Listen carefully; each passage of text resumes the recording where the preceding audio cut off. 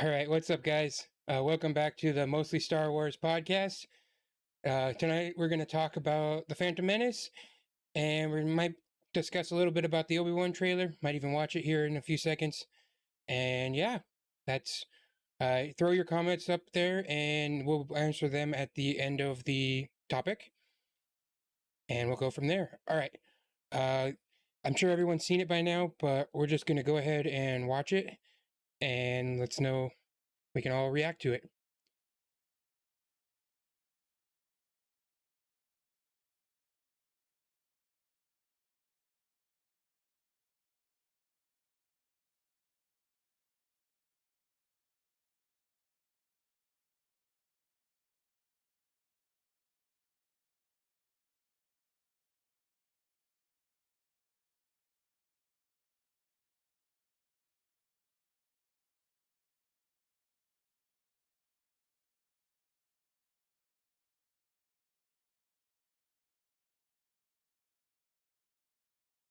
Yeah,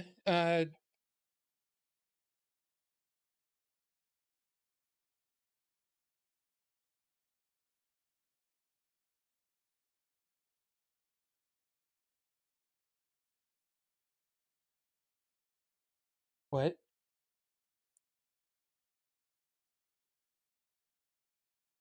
Hey, you guys go ahead and talk a little bit and make sure that.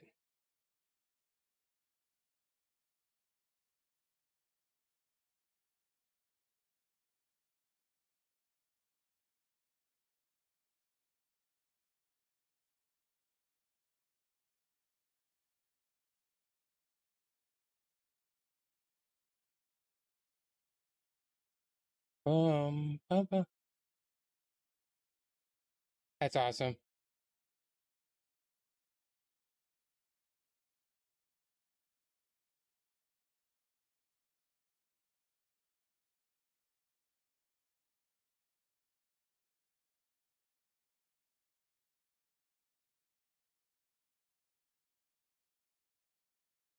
Okay, let's try.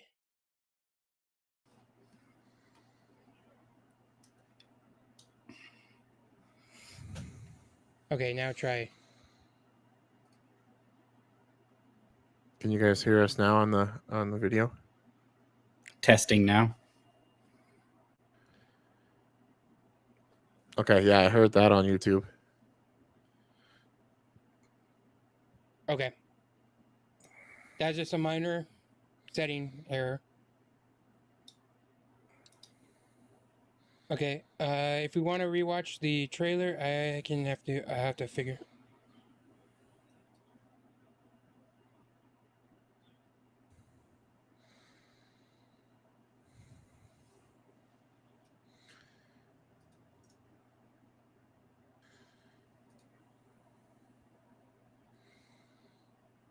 Okay.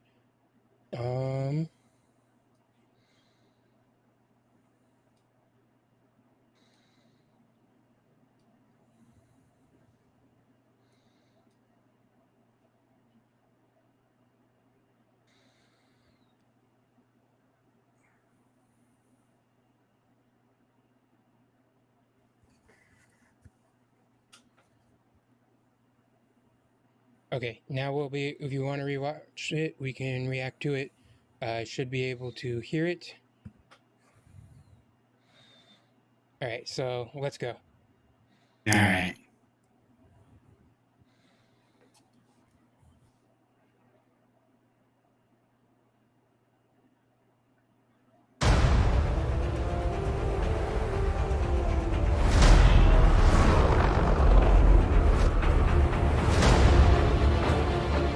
They're coming. Stay hidden. Or we will not survive.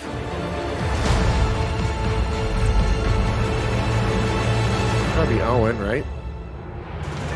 Leave us alone. When the time comes, he must be trained. Like you trained his father? You still want Kenobi. He's gone. May Maybe you've been looking in the wrong places. I want every lowlife and bounty hunter to squeeze him.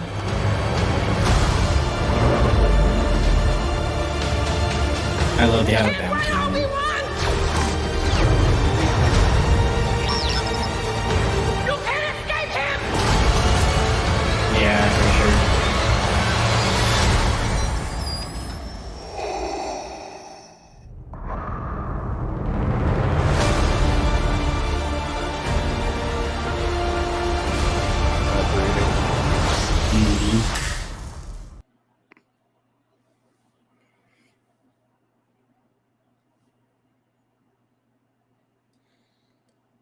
That's so awesome. Mm-hmm. It gives you goosebumps. Yeah, I feel like it would be interesting to see if it's like another Jedi or something that he's talking to, like a runaway Jedi or something like that. Right. I think he's telling. I've heard that maybe people are like, hey, he's talking to someone, and maybe they find that person, and he has to make the choice of, do I be a Jedi and go out there and maybe get caught myself, or do I just stay in the corner here and hide and let him die? Yeah, That's yeah, for sure. that's a hard one. Like, Mm-hmm. all right, so any other thoughts, Q? That sting, No, that's I a real just. stinger when he says, like, you trained his father. Oh This yeah. is like What a hits on the heart. Like, what a burn from oh, Owen Lars. Yeah, he looks. I'm so glad that they're using the original actors from Revenge of the Sith and from Attack of the Clones too. Like, it just makes it feel more real. yeah, yeah.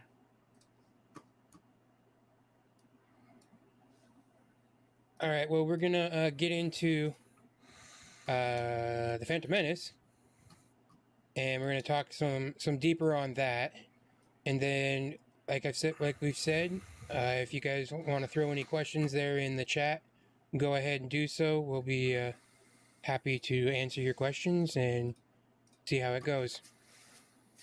Okay, so I thought we could start off by talking about the Phantom Menace. What are your favorite moments from the movie? Your favorite parts? Who wants to start? I guess I'll go first with it fresh on the mind. Um, one of the great things I think is just the idea of, it's the first time you see Jedi, right, in the heart of their power. And I was just thinking, like, how can anybody not like that movie? Just the way it starts off, right, with Qui-Gon and Obi-Wan getting attacked by the droids and just wrecking shop. Like, it's just so cool to see him, just see Obi-Wan, a Padawan, just taking the droids and covering Qui-Gon while he cuts through the door. Just so cool to see them working together like that. Yeah, I would definitely agree with that. Then they're the head of their power, and doing what they do. I think a lot of people wanted to see them destroying more, but to realize that the Jedi at the height of their power were more peacekeepers. That's what they were supposed to be, as peacekeepers. So that's what they were there to do, was really to be ambassadors for a negotiation. They were there to sign papers. Mm-hmm. You want to go ahead with your favorite moments, Josiah? Yeah, I mean, I think all Star Wars movies, they span such a huge amount of time and planets usually. So a lot of times you have to compartmentalize different mini stories within the story. But yeah, definitely, I think overall, we've talked about this before, but this is really the first Star Wars movie that we had in so many years. So it's just exciting to see Star Wars at all. And then you jump immediately into, like Q said, full on high speed lightsaber battles, fighting, and it takes it to such crazy heights than the original trilogy. So I think immediately you're kind of like, wow, this is kind of the Star Wars that you were hoping to see eventually at some point. So I think that was really cool. And for me watching it back, I thought it was interesting, like you said, to see Obi-Wan as a Padawan. I think nowadays you kind of think of him as like, the general, like General Kenobi, and kind of just, he's the master. And so I thought that was interesting to kind of jump back. And then I thought it was cool to kind of see Obi-Wan kind of acting in some ways like Anakin. Right, Kind of like getting angry, talking back, and Being not hot-headed. being hot-headed, not necessarily agreeing. So yeah, I thought that was all kind of interesting again to jump back in and see that. But and as far as like favorite moments of the movie, I thought the filming and all the sets and everything, Naboo was beautiful. Like I thought that was just, it definitely took you to another world, and you definitely felt like it was a different planet. So that was really cool the way that they did that. And then I'm sure we're going to talk about it more later, but I mean the N1 Starfighter, seeing that, such a beautiful ship, getting to It's see always one of my some. favorites. Yeah, so seeing some of that battle, and then seeing the final duel, with Maul, getting to see, dual lightsabers. Yeah, I thought that was all super super cool. And the last thing I'll kind of mention, just as far as favorite things, is we get like a deep dive into midichlorians, how the Force works. And this is all directly from George Lucas himself. So I thought being able to learn about how the Force works, from George but through Qui-Gon, was really cool. And I think that's what kind of sets this movie up and sets the trilogy up, of kind of more understanding, why Anakin is so important, why the Skywalkers are so important. Oh no, chat, he said the M word.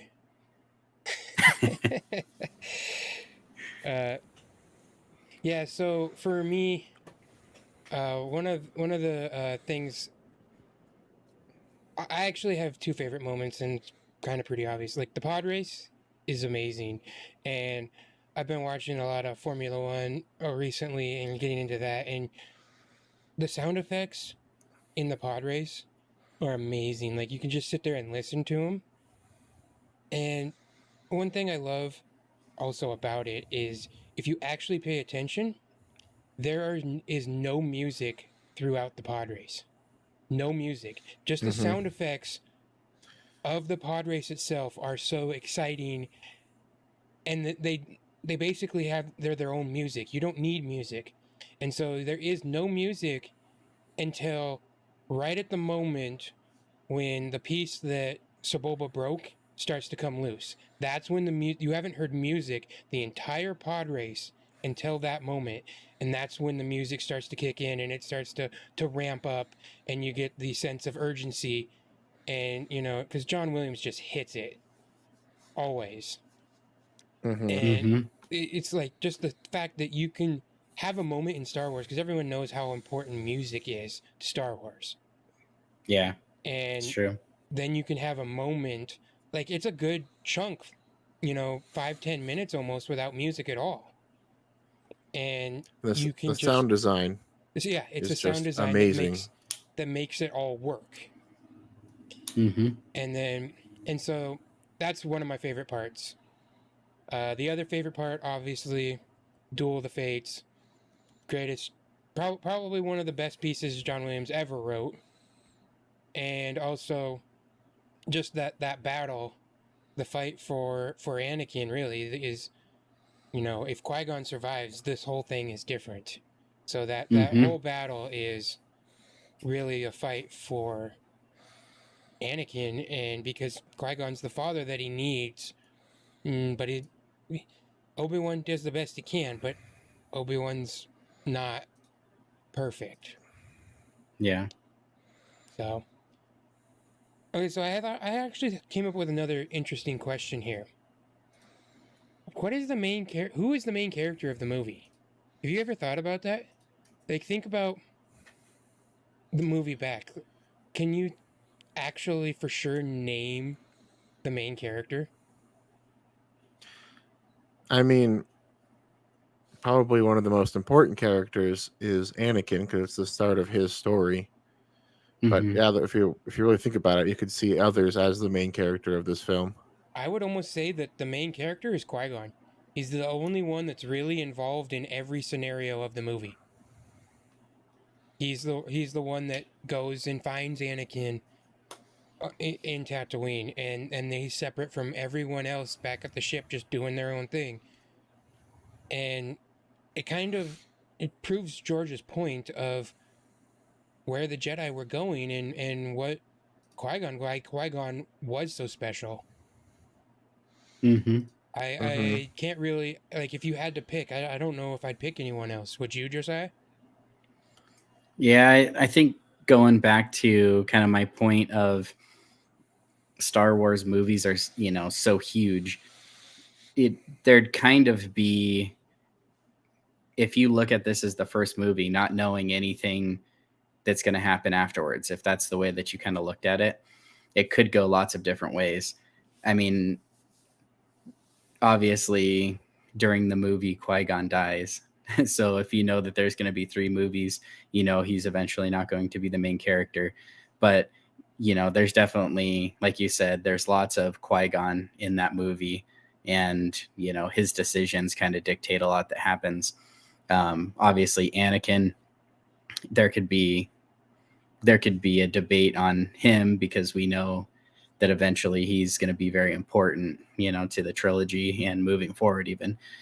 But then also there's Padme, she has a huge role to play in the movie itself and kind of what's going on in the galaxy at the time. So her and Naboo, kind of there's a mix there.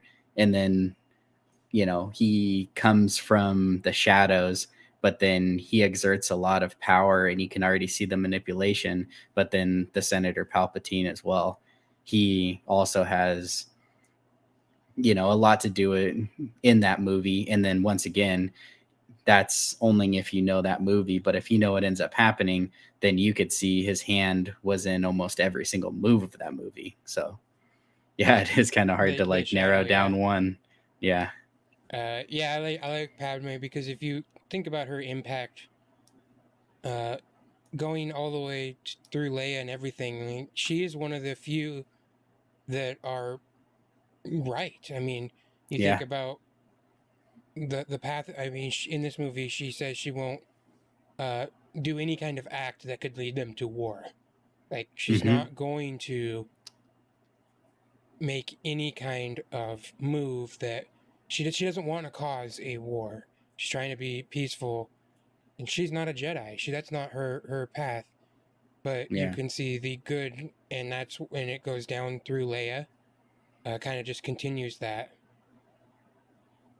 Hmm. So I think I'm going to be the first one to do it. It's been about 20 minutes, but we have to mention Jar Jar. So Jar Jar Binks, he does exist. He was a big character.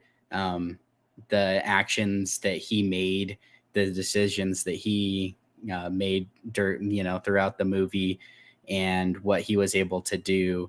Obviously, knowing where different locations were, aiding Obi-Wan and things like that, if you want to call it aiding. um, I I think that this is like since I'm going to bring him up, I'll say my piece about him. That character, that specific character in the movie needed to exist. Yes. A character needed to exist that was Gungan, to make that link between the two. Did it need to be Jar Jar? Not necessarily. I think any other Gungan probably would have been better in the long run and not had so much hate from the fandom. He was supposed to be a little bit of comic relief that I think may have went overboard, and he didn't have to act the way he did to still be that outcast. He could have still been an outcast, but a normal Gungan. But I think the fact that he was the way that he was, I think, took a little bit away from the movie as a whole, just kind of made it a little extra silly, I guess you could say. But overall, the character of Jar Jar, I think, is very important to that movie and to what ends up happening throughout the trilogy. So I think that it was good to have a character, like Jar Jar that could make that link, but the way that they made him act, I think, was a little bit over the top.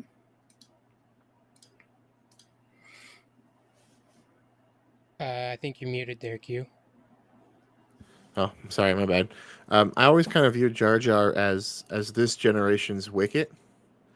Right? I know you No, said even you does- you he loved even that does- character. Yes, he does. Don't Yep, he even not- does the do thing not where he compare throws them. where he throws the ball and it it doesn't go where he wants it. Like Wicket, it hits him in the head. And Jar Jar just throws him across the floor. But that's kind of how I always viewed him.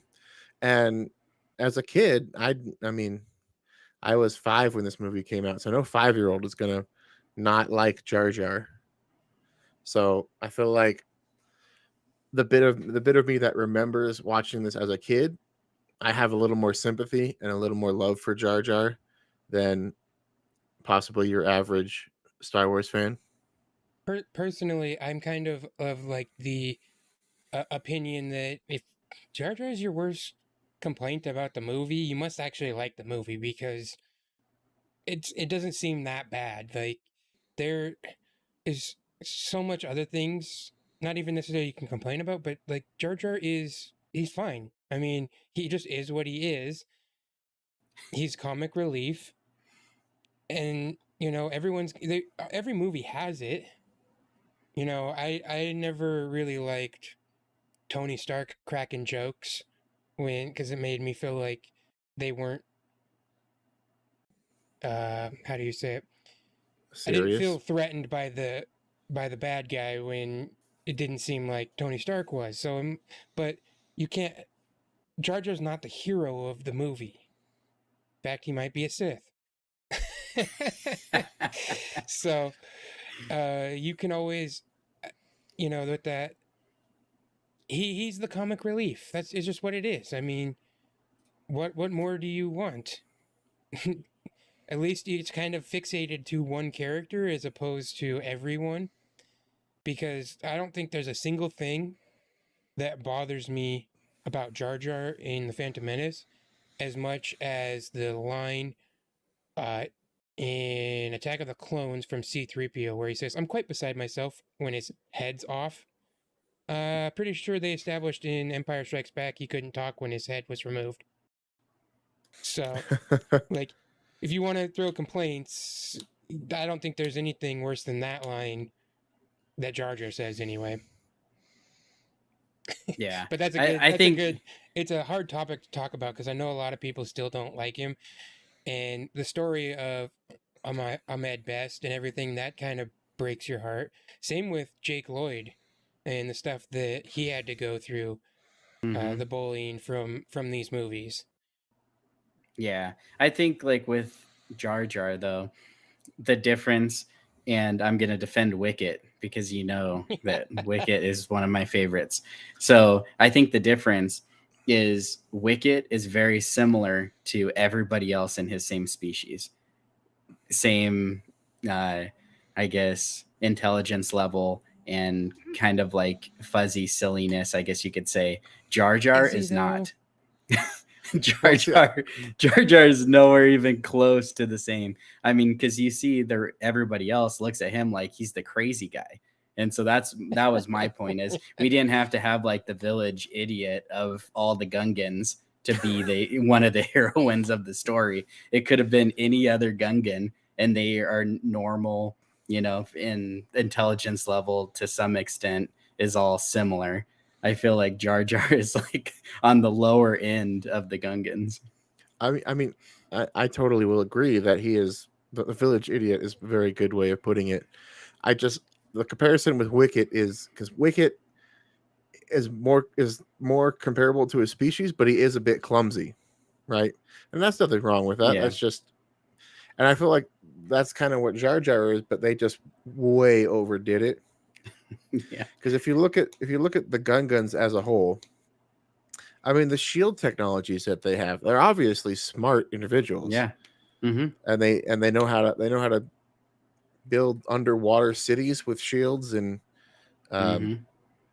it's really their utilization of the creatures too. It's like, why build something when this can do the job for you, and train them. Mm-hmm.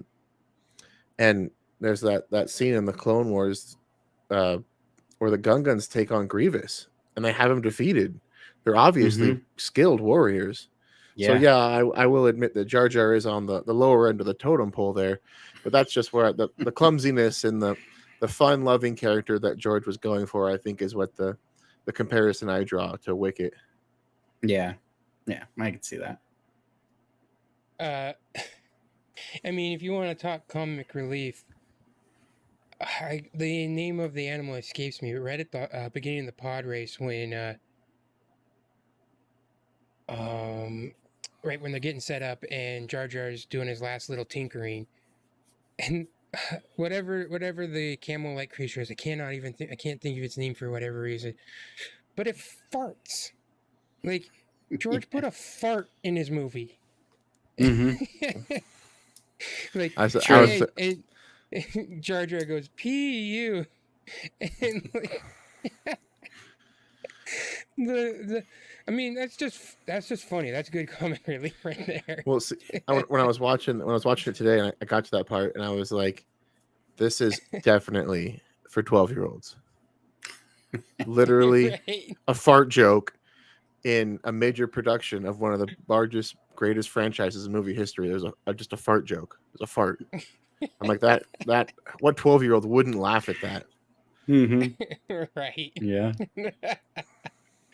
All right. Well, that's kind of perfect. It takes us into our next topic I wanted to go over, like attachment, especially Anakin, because attachment is a big thing in Star Wars, especially for Jedi, and what they should and shouldn't be attached to. So one thing I know from previous readings is that George, he wanted to make Anakin 12 years old, like every Star Wars is for a 12-year-old, so they wanted to make Anakin 12 years old. But he kind of realized that it wouldn't work because he wanted the impact of having to leave his mother be more impactful. And it just, for a 12-year-old, I don't know. It's been a long time since I was 12, but I feel like it would have been a lot easier to the excitement of going to be a Jedi and getting your lightsaber and using the Force would have been like, so cool, I want to go. And you wouldn't necessarily feel the heartbreak of the impact of like having to say goodbye to your mom forever.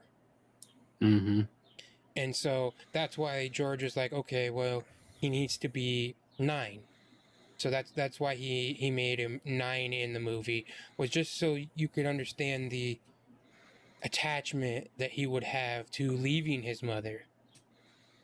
And that's one of the few things that kind of drags him down, because it's that attachment, and it's like the main thing that Jedis are forbidden from attachment. What are you guys' thoughts? Well, I wanted to bring up that comment that Evil Zion posted about the movie being developed for fathers to watch with their kids. And I think that's a great point. There are elements in that movie far beyond the comprehension of a 12-year-old. Little subtle things and great things for adults to enjoy. And then it does have the moments for the kids too. So I feel like that's a great point for a new movie for a new generation, but also lots of good points for fathers to enjoy who have seen the previous movies. Mm-hmm.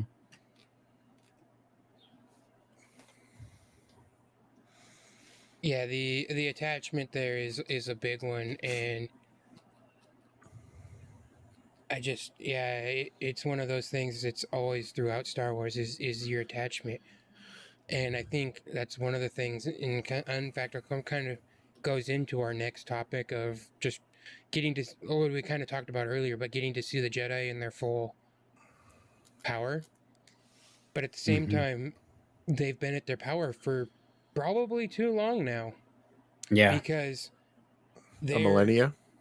they're becoming arrogant and kind of stuck in their ways, and also rules or principles, love, justice have become more like rules, attachment, rules. No, you don't get attached to anything, period. Don't do it. Mm-hmm. And it's like, okay, but everyone, Mm-hmm. this is Star Wars, but whether they're Jedi or not, no one in Star Wars is perfect. And so they all have their imperfections. And that's the battle. I What is don't know. Qui-Gon perfect? Obi-Wan's pretty perfect. Obi-Wan has his imperfections. He definitely Mm-hmm. does. And in fact, that's kind of what you see because Obi-Wan is kind of on the stricter side. He was like, okay, Yeah. he needs to be the Jedi, period, stick by the rules, all that. But I think that's kind of what you see in this movie is Qui-Gon basically explaining to him, no, you need to be better. You need to see these faults.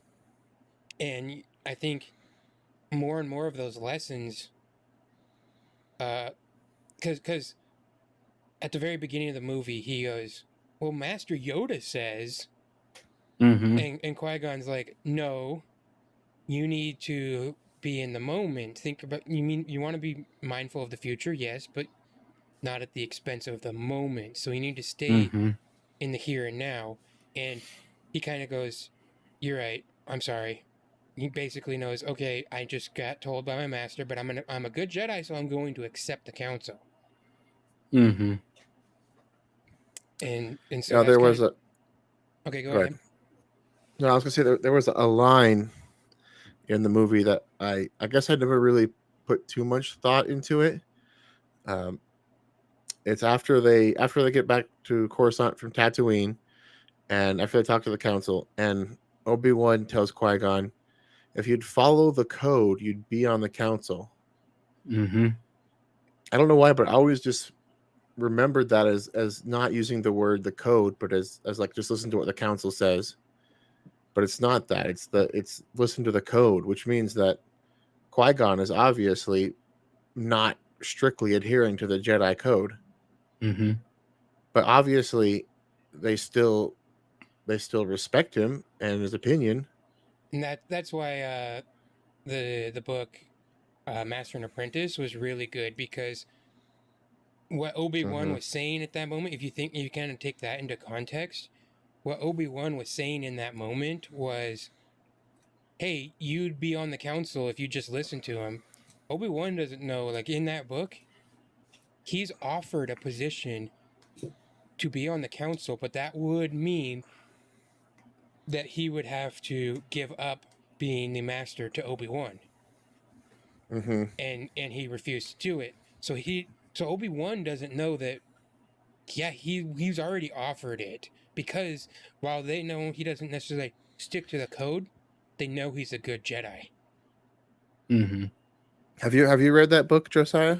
Yeah. Okay. Mm-hmm. Yeah, that one's real good. Yeah, for sure. It really I shows think the bond there between the two of them. It's I interesting. think No, go ahead. No, you go first.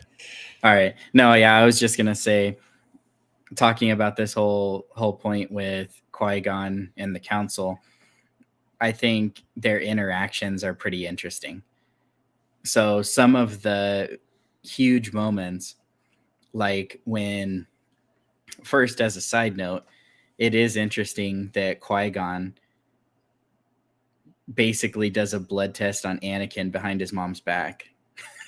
It was Right. really subtle in the movie, but they definitely made it a point to show that the mom did not know, because the mom says, "Oh, it's dinner time." Shmi's like, "Oh, it's dinner time." So, and then she walks over and like, "Oh, what are you doing outside?" So they specifically made it a point to show that she didn't know that that was happening. So for one, that's just kind of a side point, just kind of showing once again. I mean, that's kind of like what what the Jedi did to some extent, whenever they found someone that was force sensitive. But that was kind of an interesting point. But the fact that, so he gets it tested, right? And he sends it to Obi-Wan, and they find out that he has the highest midichlorian count of anyone known in history. If um, I can't remember exactly.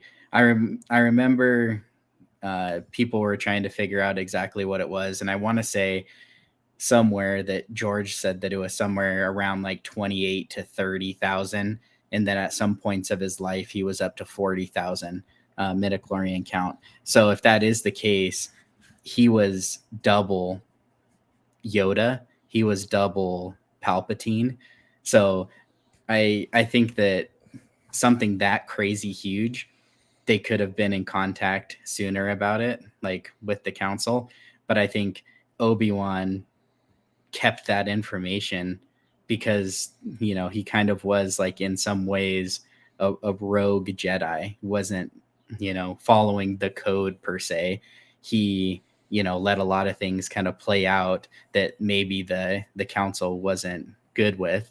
And even, following Padme, back to Naboo, the the the council was against it, and they were even saying, which kind of ties into some other points too, of the Jedi were slowly falling from grace, and that's why Yoda even said that, the dark side's hard to see. Sometimes, it can creep Yeah, up on you, clouds. even clouds, that's clouded. So they were already kind of, caught off balance, in all this. And like you said, kind of maybe, arrogant, I guess you can say, drunk with power.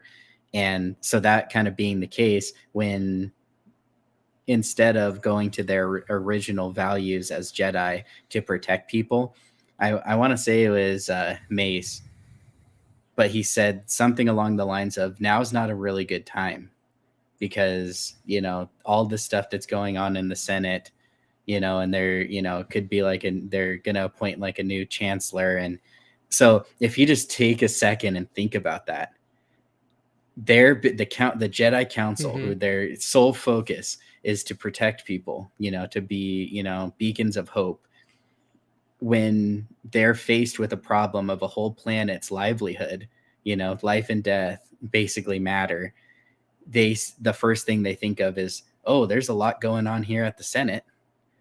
you know so then it's kind of showing that the Jedi are slowly going away from them being their own order, and then getting tainted to their protectors of the Senate. They're Yeah, they protectors of the Republic versus protectors of everyone. So yeah, I yeah, they thought like that. Yeah, go for it. I was say that they became like bodyguards to the Senate, Yeah. Yeah. not protectors of the people, protectors of the Hmm. Republic, of the Yeah. name of the government, and not so much caring about the people they're supposed to be protecting. Yeah. And That's that's a where you see the deviation of Qui-Gon.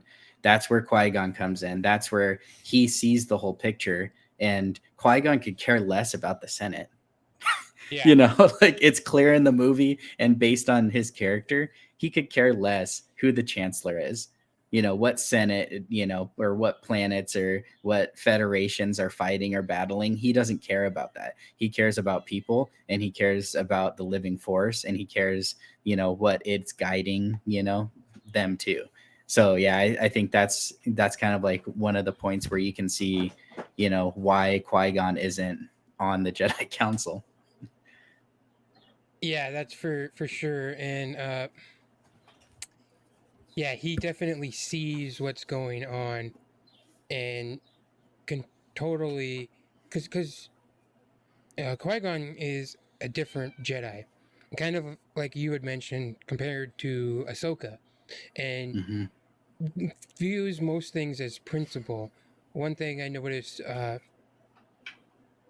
he uses the Force mind trick a lot, Yeah. Mm-hmm. which basically means that he is willing to travel the line of the morally ambiguous as long as it's for the greater good, it's for the right. If it's for the right, it's okay to try to get Waddle to sell you the goods for cheap. It's okay Mm-hmm. to, you know, Waddle's trying to cheat you, so you force the dice a little bit, so it lands on Anakin because that's what you really want, not his Mm-hmm. mom. And so you see Qui-Gon using the Force more so in a way to, for the greater good, because that's Mm-hmm. really what he's all about. Yeah. So, one next, do you guys have any more thoughts, or should we move on? Well, I was just thinking on top of that, all the Qui-Gon talk, it wasn't just there was one more scene that I kind of felt like was a little bit on the gray area when they're in the submersible on Naboo, and Jar Jar's freaking out, and he gives him, a touch on the shoulder and kind of sedates him with the Force, and Obi-Wan's like, "You did too much." Yeah. Like Jar Jar was being loud and annoying, and Qui-Gon wanted him to shut up. They were trying to focus on surviving, and his screaming wasn't going to help, so it just kind of Mm-hmm. put him under for a few. Then Jar Jar gets to wake up and go, "Oh, hey, we're here, we're safe, cool." Had a Well, nice little nap. that actually kind of gives me another thought because uh, Qui-Gon knows that Jar Jar can be useful. He could have just left Yeah. him there to be punished, but he's like, no, this. He cares for even Jar Jar, the village idiot, because well, he owes me a life debt. He doesn't need to stay here to be punished, and Mm-hmm. and yet at the same time, also knows, like you said, when he's being annoying, and they need to focus, and so he does. He walks that line of, hey, what's the best for everyone? What should a Jedi do to keep the peace?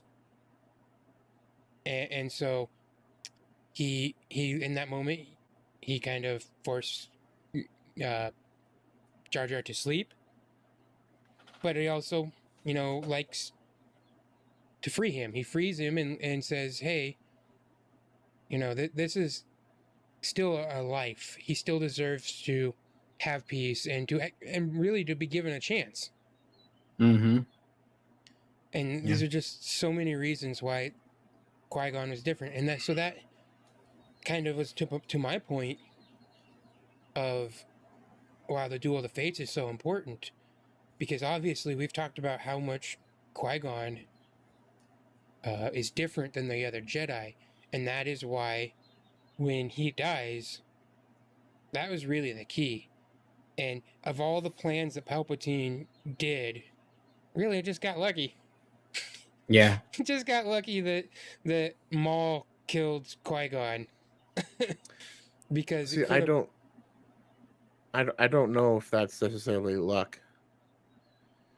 Yeah, the Force. I've read theories that Palpatine was a senator, right? He obviously had some dealings with the Jedi, and knew that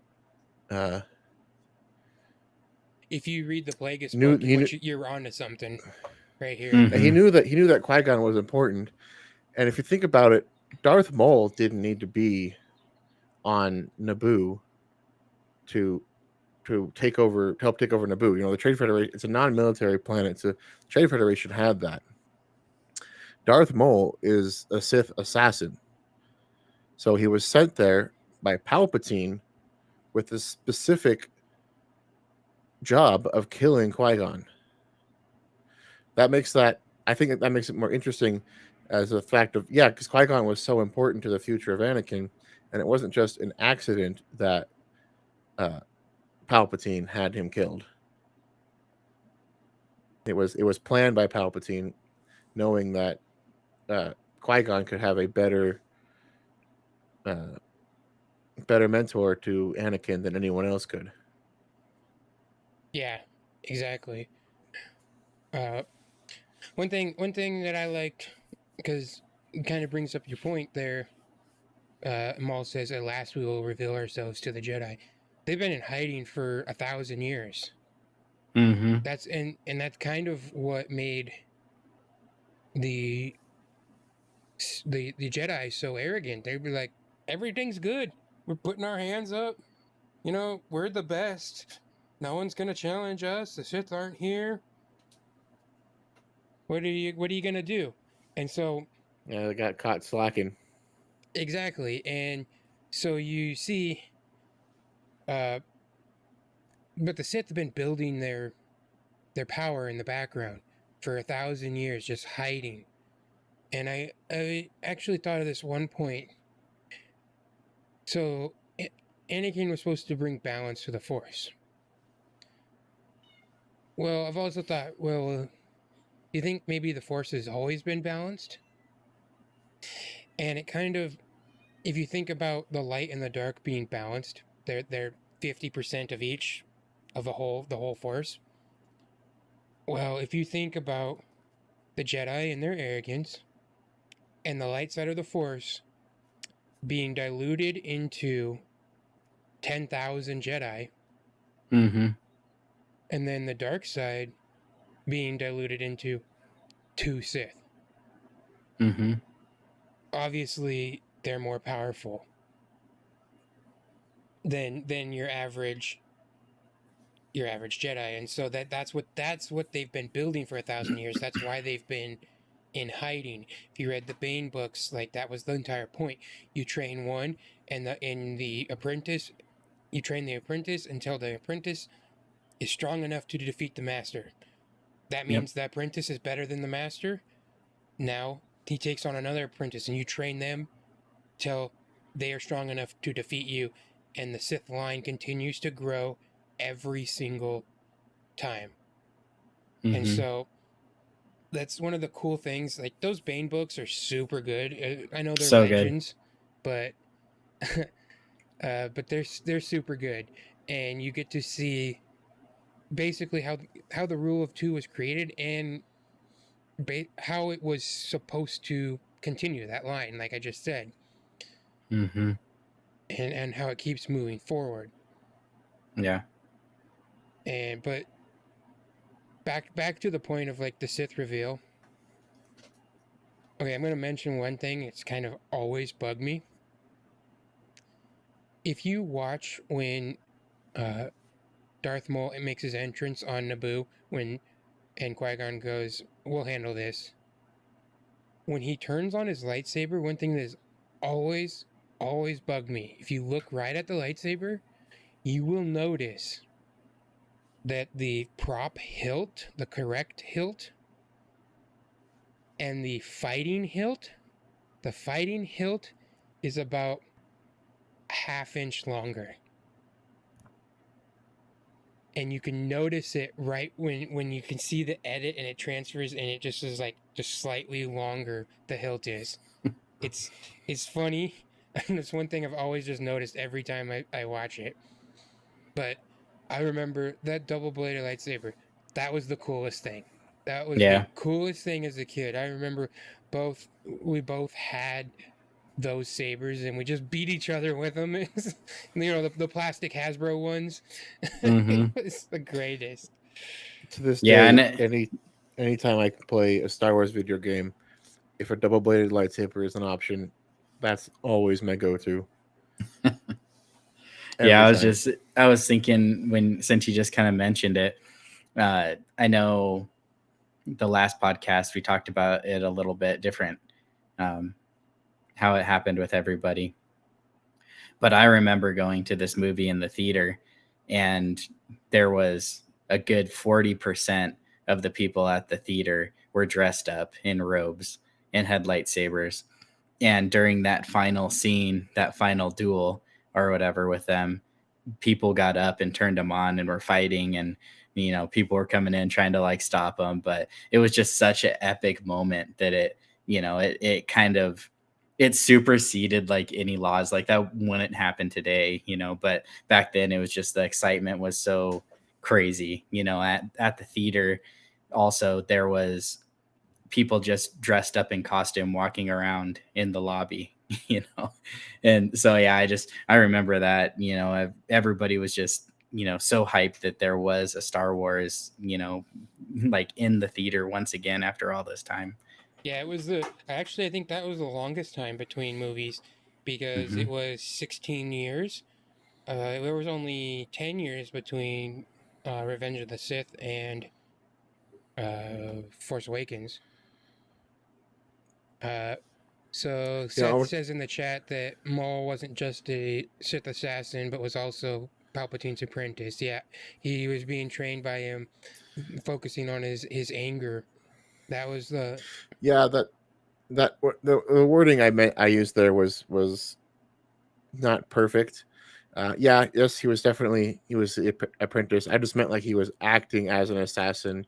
Like his assignment was to defeat Qui-Gon Jinn specifically. That's what I meant when I used the term assassin. And I should have been more careful with that because Sith assassin is an entirely different type of Sith.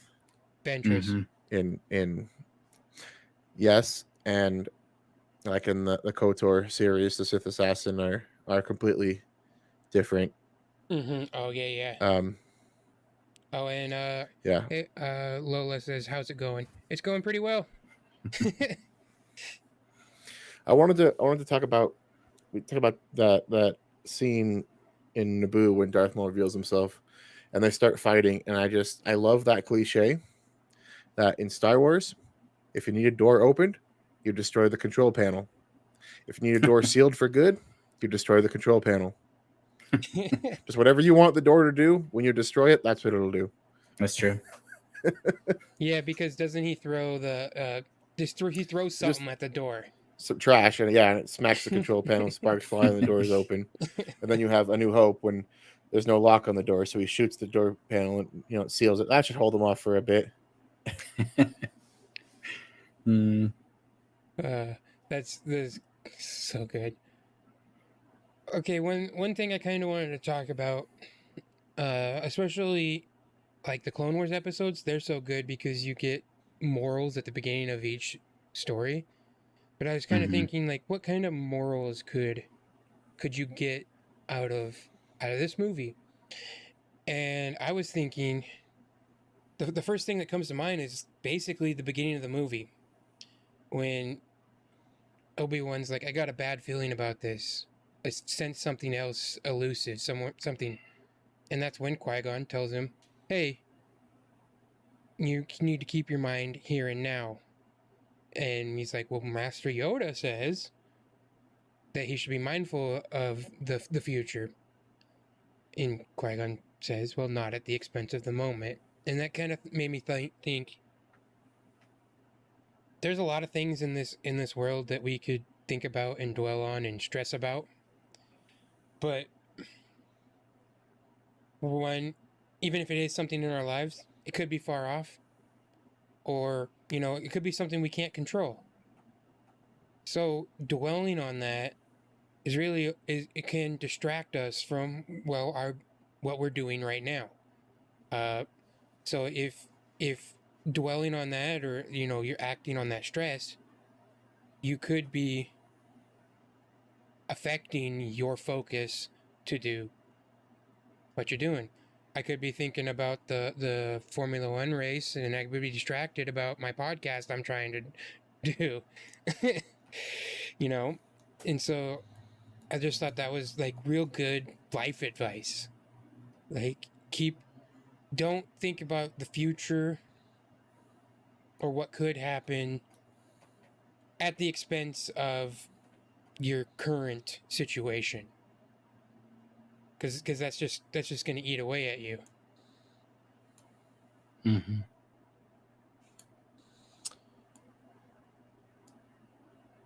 What did you guys come up for? Did you guys think of anything like that? No, I didn't really think into the morals part of the story that much, I guess. Yeah, I think like if I was gonna, kind of think of morals per se, life lessons, anything like that, my life changed when I had kids. So I'm the resident dad of the podcast, the only one here who has kids. So I kind of look at things a little bit different. I kind of have like dad goggles on, I guess you can say. And I think when you see the Jedi, and you mentioned the Darth Bane books, and those are like some of my favorite books of all time, not just Star Wars, but just in literature. And you think of that time. So during the Darth Bane time, they were training a Sith army. They're training multiple Sith, and they were doing it in a cold, coarse way. It's one way, our way or the highway. And then on the other hand, you have the Jedi who are doing the same thing. They're basically kidnapping kids, taking them at a very young age, before they even know anything, sometimes Mm-hmm. as a baby. And then they're training them. This is the only way you can live. There's our way or the highway. And I know, like as a parent with two, that no two kids are alike. No two humans are alike. You can't do that. You can't treat two individuals, two children the exact same way and expect the exact same result. It is not going to happen. And throughout Star Wars, you can see that it's not successful. It's not successful, 1,000 years ago with Bane, and the Sith. Uh, People are going to fight back. When they say this is the only way that you can live, the only way you can be, people are going to fight back. People are going to be willful. And then on the other hand, now you have the Jedi who are completely different than the Sith because, they have the appearance and the desire to be good, to be wholesome, to be the light. But at the same time, they're doing the same thing. They're taking all these children and saying, this is the only way that you can live, and being so rigid with, and adding more and more rules and laws. And I think Star Wars in a way is kind of proven over, all of these movies, over the 3 trilogies, has proven that rule of, having no attachments is wrong. It does not work. It doesn't work because you're going to have people like Qui-Gon. You're going to have people like Anakin. You're going to have people like Luke, like Ahsoka. And if you're so rigid in your ways, they're going to leave. And so I think that this movie itself, if you want to kind of look at like kind of life lessons, this proves that the Jedi basically saying, this is the only way that, you can live. If you're force sensitive, you have to be a Jedi and you have to live this way. And you have to follow all these specific rules and guidelines. Or what were they going to do? Their end result of talking was send him back to be a slave or get rid of him. Like, we have no use for him because he doesn't fit our specific guideline of a Padawan. He's too old. Yeah. He's too fearful. He's not brainwashed enough, for us. He's not young enough to manipulate. So just cast him out, basically. And, like we've already said, obviously we have Qui-Gon who sees beyond those rules and regulations. And then, moving forward, we see that even Obi-Wan, that, that stalwart Jedi, the Jedi through and through, he continually pushed those rules onto Anakin that, continually pushed him away. When then on the other hand, he has Palpatine, who from this movie right here looks at him, sees his worth as a young boy, smiles at him and says, I'm looking forward to seeing, where you go in life, basically. Right. I'm proud of what you've done, and I'm looking forward to seeing all the other great things you do. And then on the other hand, you have the council that's like, we don't even want you here. Because almost because at that point, Palpatine kind of assumes the role that Qui-Gon was supposed to play. Like Mhm. he becomes the father figure, really. Obi-Wan's Yep. supposed to be training him, is supposed to be the father figure, but they, as you can see, they develop more of a brotherhood. They're more like brothers because he's Yeah. only maybe 10 years older than Anakin at the most, I think. Mhm. And so Yeah. they become, and I mean, I feel like Obi-Wan pushes the rules on Anakin, but not in the same way everyone else does. True. He does it Yeah. like he's like, "Hey Anakin, remember the rule just so you can remember it so you don't go as maybe as far as you're gonna or you would." And Mhm. he doesn't say anything. He knows that Anakin is not going to do everything by the book. Yeah. But and I think he also kind of tolerates that because he also tolerated it with Qui-Gon, and he learned from Qui-Gon that it's not you don't have to follow the book to be a good Jedi. Yeah. And so he Mhm. kind of lets Anakin he wants to like, hey, remember what you're supposed to do, but at the same time he knows, okay, he's not going to follow that exactly. Mhm. Yeah. Yeah, I really like that point. That was a good point. Yeah. All right, I think we've been going for a while. We can, if there's any questions in chat, we can go over that. Let's see. There were some things I wanted to bring up Oh, go that ahead. I really enjoy about this movie, because obviously I said it was my favorite movie. If you could pick any planet in Star Wars to live on, you'd be hard pressed not to pick Naboo. Yeah. True. It's For just sure. so beautiful. The architecture is awesome, and Mhm. I felt that way for a while. And I was watching the movie, and the scene where they're in the submersible and they're going through the core, and there's giant monsters. I was like, Mhm. I still think I'd pick Naboo. I just wouldn't go in the ocean. Yeah. And I thought there's a couple of things that book, Master and Apprentice, I think works really well in showing the developed relationship of Obi-Wan and Qui-Gon. I think Mhm. that definitely improved the movie. And what is the Queen's books? What's the prequel one where she's the Queen? I gotta look at this up real quick. Queen's Peril. Oh yeah. Have you listened to that book? Yeah, I did. I won't list it. At least I didn't think it was like my favorite. It was good, but it wasn't like mind blowing. Mhm. But I think the little things from that made me watch those characters a little bit closer when I Yeah. watched the movie this time. And there's times when it's hard to tell which one's dressed as the Queen. Which Mhm. one? I mean, there are Which times one's Natalie Portman and when which one's Keira Knightley? which there are times when it's easy, and I don't know. I honestly couldn't tell who it was when they were on the Senate floor. I know it was supposed to be Padme, but I don't know if it was filmed that way.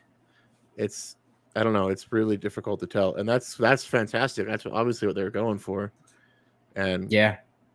I do think there are little things in that, and also they kind of talk about what's going on at Naboo, because when you watch the movie, there's not. I mean, they say people are suffering and dying, but you don't see it. You don't really know what's going on, and the book kind of goes into details of the kind of suffering and starvation and the conditions of the camps that people are Mhm. actually suffering and dying, being tortured, and so it kind of feels like it makes the mission they're on all that more urgent, Mhm. and it I like just the all the background information just makes the movie that much better. Yes. that kind of almost that gives me an idea that You know, a lot of people didn't like the Senate talk and the taxation talk and all that because in the original trilogy you really didn't have Empire bad, Rebels good. That's about Mm-hmm. like all the extent of it was. But the more and more you get into a movie, the more and more you need to know what goes on in the world. And Yeah. there's a reason why we all love Star Wars, and it's not just because of lightsabers and the Force, but when you think about the world and the way the people live and everything. And so this is really just George's way of more world building, if you think Mm-hmm. about it. Because I said I thought Qui-Gon was the main character of the story, but I could also just say the galaxy of Star Wars is the main character of this, because the movie kind of just shows you where the entire universe of Star Wars, what state they're in. It shows Yeah. you, and if I had, I do like the sequels, but if I had to nitpick, it would be that there isn't more of taxation and okay, first order bad, but why? Yeah. And not only that, but when you have the way the prequels are built here, it actually gives more context of why the originals are so good, because they don't need at that point they don't need to do the world building. You've already seen the world building. You know why the Empire's bad and why they need to be Mm-hmm. taken down. Yeah. Hmm. Yeah, just like I point out how the books made this movie better. Well, these movies made the OT trilogy better. Yeah. Mm-hmm. They fleshed out the world, filled it in. Yeah. I think, yeah, for sure. I think if you don't read like more literature than just the movies, you miss so much. And I know just from our personal conversations, we've read so many books, so many comics, even, the legends. But I think watching this movie after Tyler, you brought it up, but the Plagueis book, like after you read that book, because it really deep dives into what's going on behind the scenes, what's been Mm-hmm. going on, like really like the past 150 years, I believe, because it starts with Plagius and his master, with what's his name, Tenebris. Tannerburst, yeah. Yeah, Tenebris. Sorry, I So was just laughing at the way you said Plagueis. oh yeah. And so anyway, so it really starts way back then, because I think he was like the first person that, you know, Plagueis master, when he first started building up a house, building up finances, that if you look back, way further, the Sith weren't doing that so much. They're basically kind of warmongers that took what they wanted, and so they had power, but they weren't necessarily, building prestige, I guess you could say. And so I think it started back then, but then Palpatine came in to already, Plagueis having set up so much, behind the scenes, setting up like power, prestige, you know, um, all over the galaxy, really. And so then, when you kind of see all that stuff going on behind the scenes and you see the manipulation of governments, the manipulation of planets, the manipulation of trade, and, obviously Palpatine continuing on with that, just manipulating like almost everything that you could think of that's going on in the galaxy. Palpatine had a hand in manipulating it. And so Yep. I think that's another thing, that when you watch this movie and you have no other backstory, like it is cool because there's the big reveal later. If you know nothing and you watch the movies and there's the reveal of who Palpatine really is, that's shocking and it's really awesome to see. But if you know all the backstory, like he's just such a huge character. He's such, his role in the movie, like, is really downplayed. And obviously they do that because, they want that big reveal later.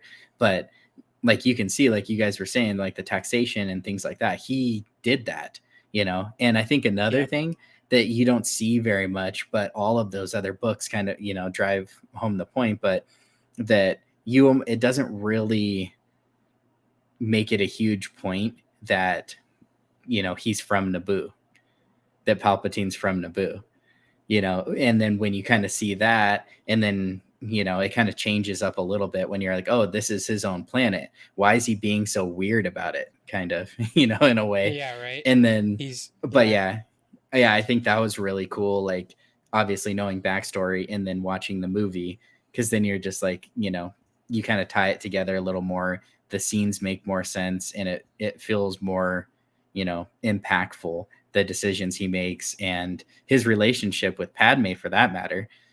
And like, in the Plagueis book, they, Plagueis and him decide that it will be her that's going to be the queen. So like all of that stuff, like, Palpatine had a hand in making sure that they, had who they wanted to take power in Naboo, and that she can be basically combed to be exactly what the Sith want her to be. So yeah, I think, talking about like the books, and They underestimated her, though. Yeah, definitely, for sure. They did that. But yeah, I think that was kind of an interesting to watch it again, because I think we were talking earlier, and the last time I watched it was like a year ago maybe, and since then, I've read more books, obviously, and so now tying all this new information into that, even all of the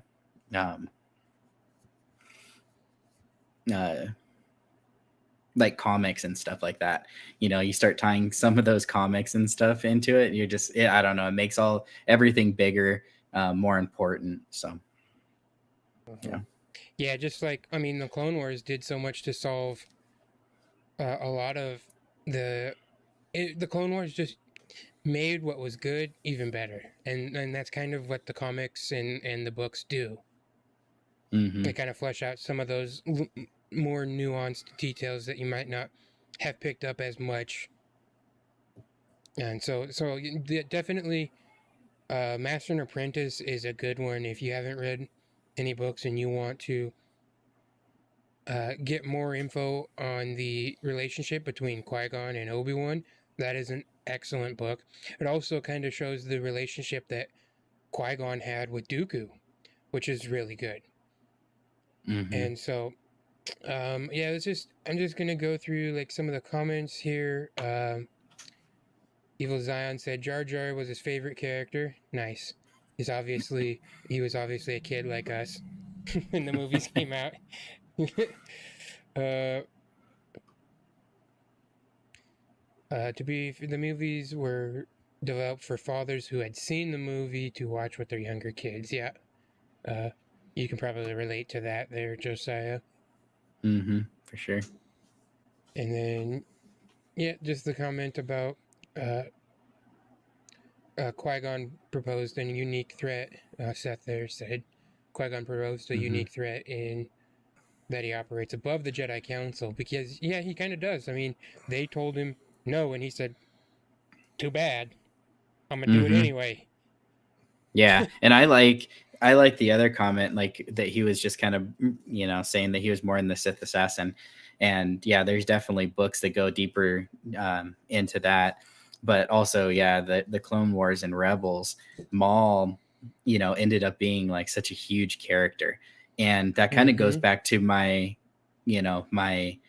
morals of this movie in a way too, because, Palpatine tortured him and tried to brainwash him to bend to his will, basically. And to some extent, he kind of did. But in the end, Maul did what he wanted to do. He didn't just take a straight line Sith path. He ended up being betrayed, obviously, by Palpatine, and in a similar way that the Jedi tried to do with Anakin. So there was similarities between both of their paths, and both really, ended up very badly, by trying to force them to be something that they weren't. So yeah, I thought that that was kind of a big deal that he brought that up, just even about Maul in general, because this movie doesn't do him justice, to his whole story. There's such a huge story to him, to his people, the Night Yeah. Sisters, all of that. That's such a huge story, and it's really cool, and it's unique to the Star Wars universe. And that's all. Sorry, I yeah. was just gonna say that's all stuff we're gonna look into deeper as well. We'll go. At some point we'll get to the Clone Wars, and no Star Wars is off limits. Yeah. Yep, for sure. I will mention one more thing. We got to see Jabba in this movie Right. too. So Jabba was in there, and I mean, one of like the most epic pieces of cinema ever, the pod races. We're Yes. on the edge of our seats. Yeah, our hands are sweating in the theater. You're just like, this is the craziest thing I've ever seen, and then like at the very end of all of that, Jabba's sleeping. Like, I just Right. loved that they put that in there. That was so awesome. That one of like the most epic moments of the whole movie. And then you see Jabba and he's sleeping, and just kind of goes to show, I guess where he was in power, the type of, the type of people that the Hutts were in general. They're all about the money. They could care less if everybody died on the course or not, but yeah, that was pretty funny to see him. One point I saw, I think it was Cinema Wins did a video, and it was pointing out just funny things. But one thing it pointed out was that right with Jabba is Bib Fortuna. And Yes. he's like, wow, Jabba has some serious employee loyalty. Yeah. That actually is true. I thought that was interesting that Bib was there. Well, I think he's the one that wakes him up. Yeah. Because like at the end or whatever, he's kind of like And so nudging he's him. like, serious employee loyalty. He likes his employees. Yeah. He keeps them around. Until the boss is gone, and then he just takes over the business Uh-huh. Yeah. the next day. Mm-hmm. All right. Well, I think I wanted that's to been a- I wanted okay, to go bring ahead. up one more thing. We talked about sound design earlier, and how important, and how Star Wars is just, it's a story, right? And how George uses sound design to tell a story. You talked about the pod racer. It didn't have any music, right? Mhm. Well, later on in the Duel of the Fates, we get the masterpiece from John Williams. And not only does he create such a masterpiece, but George knows how and when to use that masterpiece. Because if you pay attention, you get all the action, the exciting, the lightsaber duel, this amazing chorus and music going on. And then it gets to the end when Qui-Gon Jinn is fighting Maul and Obi-Wan's trapped, and there's no music. Yeah. There's no music in that scene. It's such, you could go from this excitement, this lightsaber duel, and then you get to the serious part, and there's no music. It's just the sound effects, the sound design. Yeah. And then, excuse me, once Darth Maul defeats Qui-Gon Jinn, there's sad music for a little bit of sad music, and then when Obi-Wan and Darth Maul start fighting again, the music stops. There's no music in that time either. It's just the emphasis on the character and the other sound design in the room. You can hear and see Obi-Wan's hear him anger. breathing and fighting, and I love that part where right before the shield goes down and they're both like hopping, like ready to go. I love that too. Yeah, they're and they just, I don't know. I feel like the lightsaber duels in the prequels are far and above the best in the whole series. So The one prequels thing have the best lightsaber duels.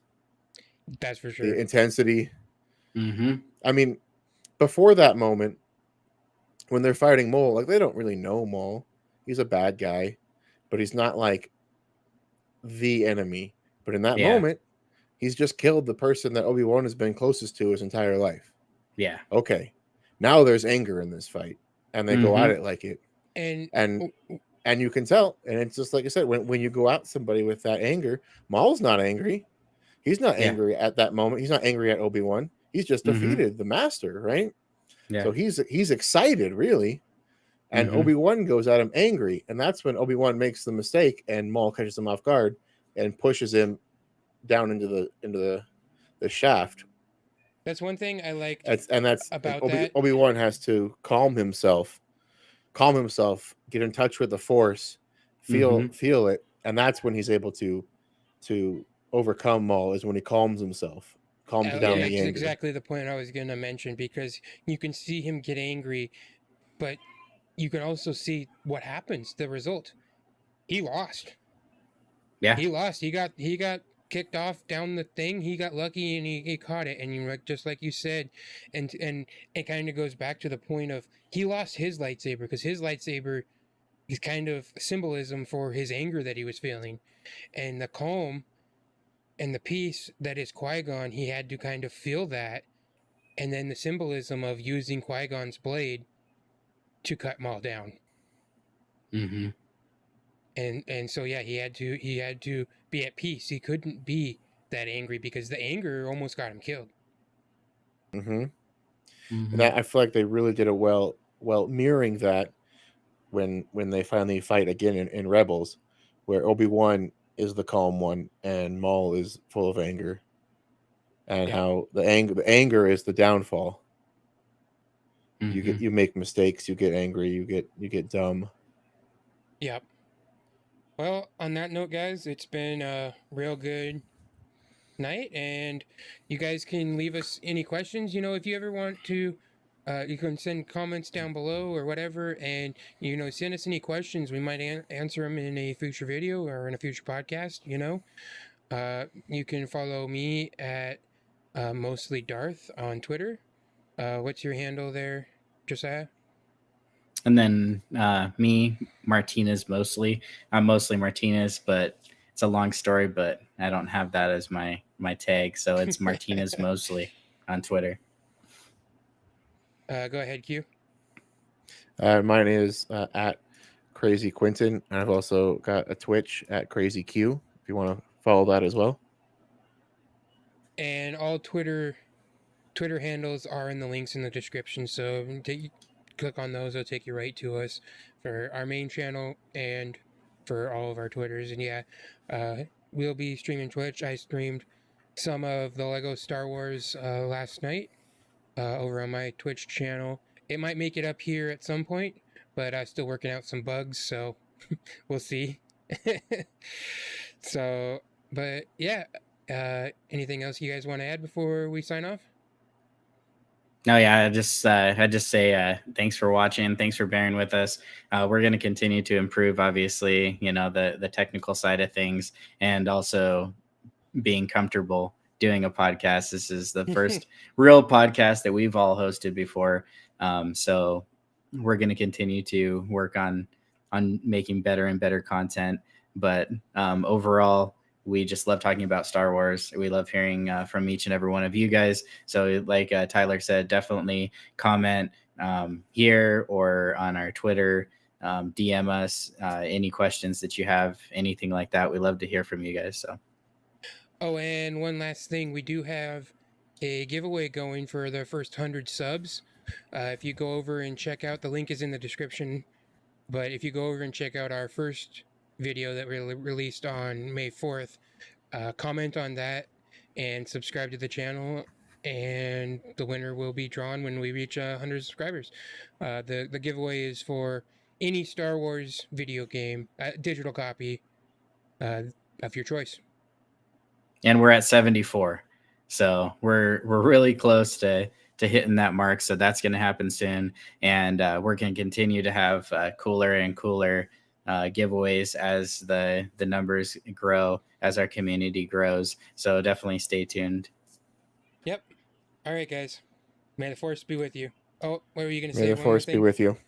No, that was it. Now this is pod racing. Yeah. I'll try spinning. That's a good trick.